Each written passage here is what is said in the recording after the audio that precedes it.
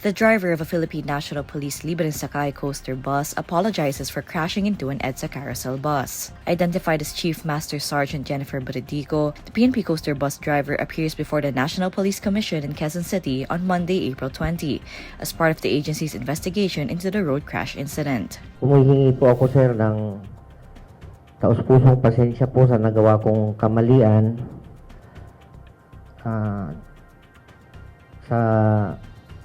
lalong-lalo na po sa driver ng bus. Inaamin ko na mali yung pagka-swerving ng sasakyan, na yung coaster ng PNP papunta sa kaliwa. Kukuha lang po ako ng mga pasahero kasi po nakatasking po ako sa libreng sakay nung araw na yan na programa po ng DOTR. Madaling araw pa lang yan, nandyan na kami sa lansangan para lang makapagserbisyo. The incident occurred near the EDSA Bus Carousel Main Avenue station late afternoon on Friday, April 17. It was the third day of Transport Group Manibella's strike and the PNP's Libreng Sakay program in response to the protest action. Joining the NAPOLCOM briefing on Monday, bus carousel driver Jesse Soledad alleges that Bredico demanded that he turn over his driver's license.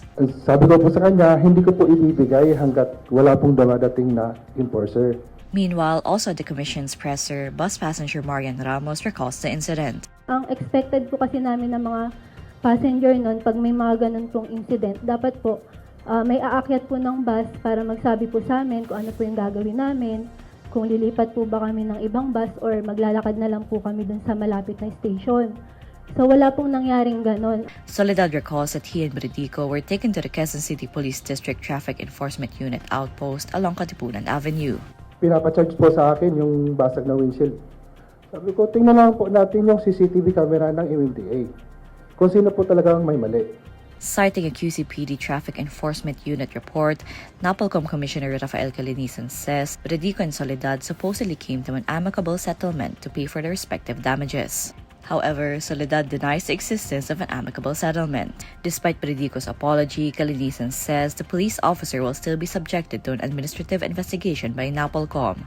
Asked to react to Bredico's explanation that he was only carrying out his duty under the PNP's Libreng Sakay program, Calinisan maintains. Hindi naman porket gumagawa tayo ng libreng sakay, lisensya yon na mag-swerving tayo ng 4 na lanes, sisigaan mo yung isang bus driver, kukunin mo yung lisensya niya, at lalong hindi dahilan yung libreng sakay para singilin mo yung bus driver doon sa damage na nangyari doon sa coaster ng PNP dahil ikaw naman ang may dahilan kung bakit nagkaroon ng banggaan.